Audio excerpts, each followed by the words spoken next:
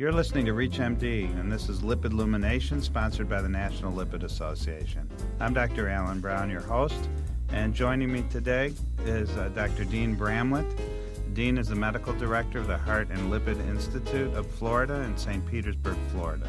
He's also an assistant consulting professor at Duke University and former president of the Southeast Lipid Association. Today, Dean and I will be discussing statin safety, statin toxicity, and whether we should be putting statins in the water. Dean, thank you very much for joining us. It's my pleasure, Alan. So obviously, this is on patients' minds these days, Dean, especially after the FDA came out with some statements regarding whether or not statins may cause diabetes or dementia. And I know you're an expert on safety issues with all lipid drugs, but particularly with statins.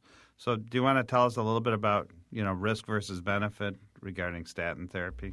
Yes, I think this is a very important topic today, given the amount of press that we've seen on statin adverse effects as well as benefits that have been well demonstrated. And, given the fact in this country today that coronary heart disease and cardiovascular disease continues to remain the number one cause of death, and that statins have such a dramatic impact at reducing not only cardiovascular events but cardiovascular mortality and even all-cause mortality, it's very compelling to want to utilize statins in just about everyone that we think has any cardiovascular risk. But like any other drug, statins will be associated with some adverse events. And with regard to those adverse events, I think perhaps we can say that they're fairly minimal overall, primarily focused on a modest increase in transaminase elevation, which would reflect some hepatotoxicity, and some incidence of myopathy, which could be broadly defined as patients that might experience vague muscle symptoms such as muscle aching, all the way to those that experience more significant problems such as rhabdomyolysis, where they might have renal failure. Those latter problems occur at a very rare frequency, and fortunately most patients have such a strong favorable benefit to adverse event ratio that the use of statins is very compelling given the benefits that we have in patients today. So, Dean, has anybody worked out the number needed to treat to save an event versus the number needed to treat to cause harm? Well, each of the studies where you look at the absolute risk reduction, you can basically divide that into 100, and most of the and get a number needed to treat. And as an example, if we look at studies like the 4S trial or heart protection or good secondary prevention trials in patients with established disease, the number you may need to treat may be well less than 1 in 50. And in those particular circumstances, the number you may need to harm, depending upon the harm that you're doing, let's say it's perhaps diabetes, might begin to approach 1 in 500. So in secondary prevention in particular, the numbers are staggeringly in favor of benefit over harm.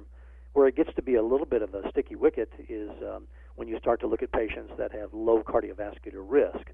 Now, if you take a patient population that is a primary prevention population that at a baseline have an event rate of not even low but very low, perhaps less than 0.5% over a 10-year period of time, the number needed to treat in that particular patient population might be somewhere in 1 in 200 or greater to prevent a cardiovascular event.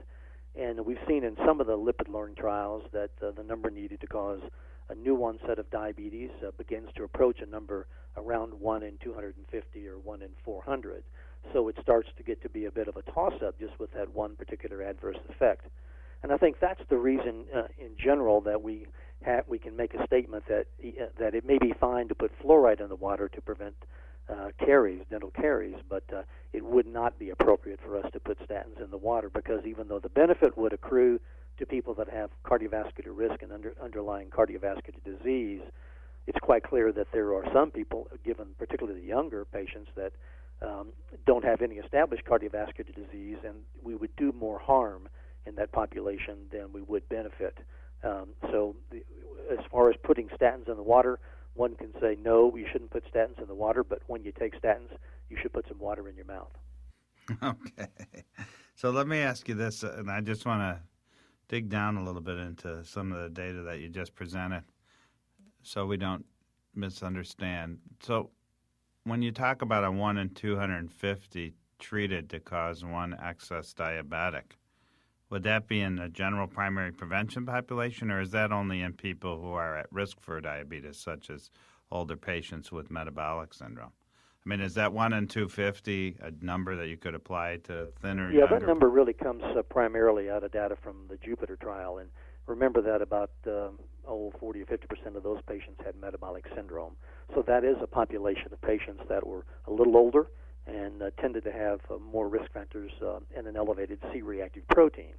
Now, if we look at the general population, the number probably gets closer to maybe 1 in 450 or 1 in 500 in looking at all of the statin trials we have taken together. In the very young patient population, or the patients that have minimal cardiovascular risk, that number is probably much, much greater than that to cause an adverse effect. And I think that's the issue. It always depends on the patient population you're treating as to the likelihood of having some harm accrue to them. But keep in mind that, in the diagnosis of diabetes in some of these trials, for instance, in the Jupiter trial, I mean, the average hemoglobin A1C at some, I think it was 24 months, was 5.9 versus 5.8, with glucose levels that were essentially the same. They were 98. So the diagnosis was made on the clinician's observation that the patient had developed new-onset diabetes. So I think a lot's been made of this risk of patients developing diabetes associated with statin therapy, but by and large, they tend to be patients that are already predisposed to diabetes, perhaps being overweight, and in some trials, patients that had higher baseline glucoses and higher levels of triglycerides. But not all statins have actually been implicated in this issue. It's interesting that the more recent data seems to be that some of the newer, more potent statins have demonstrated this, but we did not see a new onset of diabetes in the West of Scotland trial with pravastatin, and in fact we saw the opposite. We saw a tendency to a protection from development of new diabetes. The same can be said with lovastatin, perhaps, and even pitavastatin. So not all of the statins have been demonstrated to show this effect, although I think the labeling for all statins, given the fact that a number of them have shown this, will probably reflect the fact that it may be a class effect. If you're just tuning in, you're listening to ReachMD. I'm Dr. Alan Brown, and I'm speaking with Dr. Dean Bramlett regarding statin safety and potential side effects. So, Dean, any thoughts on the potential mechanism for, in those susceptible individuals who may be pre-diabetic, why they might have a rise in their glucose on a statin? Well, I think there probably is a lot of ongoing research in this particular area. Some have been concerned that there may be alterations in the GLUT4 transporter in the cell, or alterations in insulin signaling in some other fashion. And it simply has not been identified, why this has been the case. But multiple studies have shown that there is this modest increase.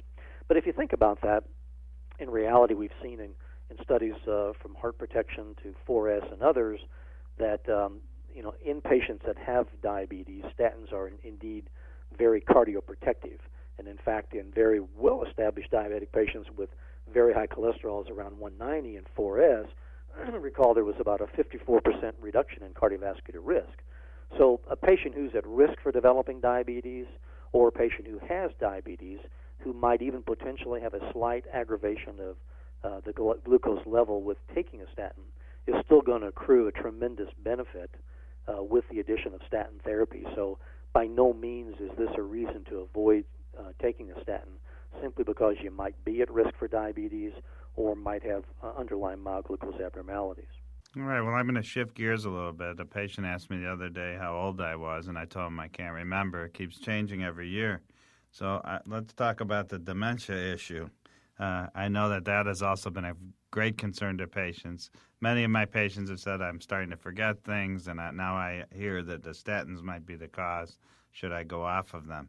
So can you tell us a little bit about the data regarding this, if there is any, and what your thoughts are on whether statins aggravate dementia? Yeah, this is certainly an area of interest. And going way back in the early 90s, in the early days of the statin wars, particularly when pravastatin and simvastatin were trying to establish market shares. There was a lot of debate and various clinical trials that began to emerge in small studies looking at whether differences in lipophilicity or hydrophilicity of a molecule might have an impact. As an example, there may be more awakenings with simvastatin, a more lipophilic statin, as opposed to pravastatin, a more hydrophilic statin. But over the course of time, this really hasn't translated into any major meaningful differences. Now, there have also been reports over time that some statins, when tested in elderly populations, where tests of mild cognitive function might be able to demonstrate subtle effects, that statins may be shown at times to show some slight differences in cognition skills or sensory motor activity or alertness. But when you go back and look at representative studies where placebo-controlled double-blinded trials have emerged over 5 years in 20,000 people, like in heart protection, you find that the incidence of dementia at the end of the trial is exactly the same, of about 0.3% in both of those groups. And then when you go in and look at patient populations, I think they've done some of this study in Utah.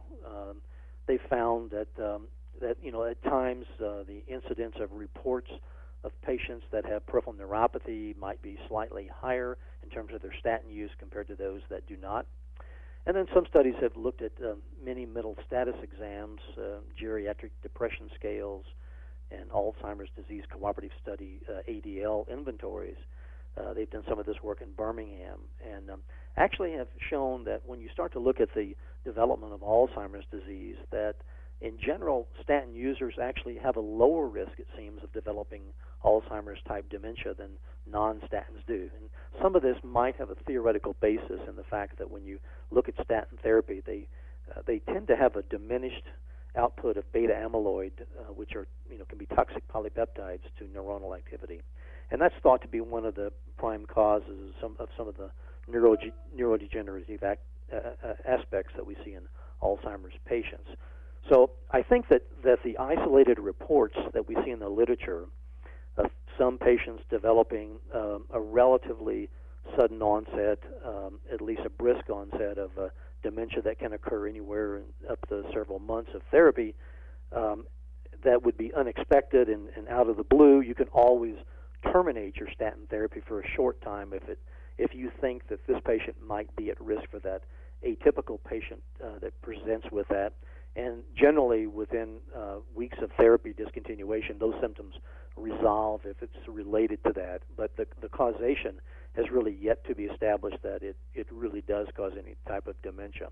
And I think most importantly, when we look at studies like the Sparkle trial or the reduction in stroke we see in heart protection in patients with established cardiovascular disease, and we realize that stroke is a big cause of multi-infarct dementia, which is a major cause of patients developing generalized symptoms of dementia, that overall there's likely to really be a protective effect in development of dementia by reduction of this underlying risk for developing stroke-related problems, generally in people with established cardiovascular disease.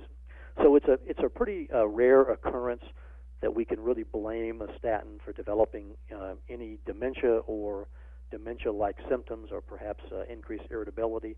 But when you think it's the case, you could certainly stop it temporarily. You can even re-challenge a patient if you're not sure, or you might consider, there are some reports of people switching maybe from a lipophilic to a hydrophilic statin. Some reports of benefit, but it's not established that that's really the cause. Yes, and I've always been a skeptic on this topic. However, I will tell you, if I can quote my 27 years in the lipid clinic arena, that I've had a couple patients who were scientists, PhDs or mathematicians, who swore to me that, when they were taking their statin, that they had difficulty doing math and difficulty with complex problem solving. And I was very skeptical, but once I stopped the statin for a period of time, a couple of those patients reported that they felt better. So this is kind of the thing that I think the FDA was hearing. And I suspect there may be susceptible patients who are an extreme rarity where there might be some issue with cognition. it's hard to argue with them if they feel strongly about it. But the good news was it did seem like when patients stopped their drug therapy after a few weeks, the complaints went away. So it was nothing permanent. But I agree with you. I think it's very hard to show in a clinical trial. I've just had a few patients that I thought might, for whatever reason, have been susceptible and may have had a real issue. I don't know if you've had similar patients. I've had a few people that have come in that were concerned about this, the reports in the media, but I've not actually seen anyone develop Alzheimer's-associated issues or dementia. I've seen, on the other hand, a few people who, one in particular I can think of, who developed statin-related myopathy that seemed to be a permanent phenomenon for him. But again, it's unclear that is the only cause. Yeah, these are tough ones, and when in doubt, you just listen to the patient. They're not going to continue it anyway if they're convinced. But I think when patients ask me, am I going to get dementia on a statin, I tell them exactly what you just stated, which is they're probably less likely in the long term to get I don't dementia. know, most people that I talk to say as they get older, the memory tends to be a little more challenged anyway. And if you're taking a medication and it's hot in the press about that, you certainly might tend to associate it with it, whether there's any relationship at all. Right, absolutely. Well, thank you very much. I'd like to thank our guest, Dr. Dean Bramlett, for his insight regarding statin toxicity, statin and its role in hyperglycemia, and potential for statin's effect on dementia. Dean, I think you really gave us a great synopsis of the literature, and I'm really pleased that you took the time to talk with us today. It's been my pleasure. Thank you. And I'm Dr. Alan Brown, and you've been listening to Lipid Lumination, sponsored by the National Lipid Association on ReachMD. Be sure to visit our website at reachmd.com, featuring podcasts of this and other series. Thank you very much for listening.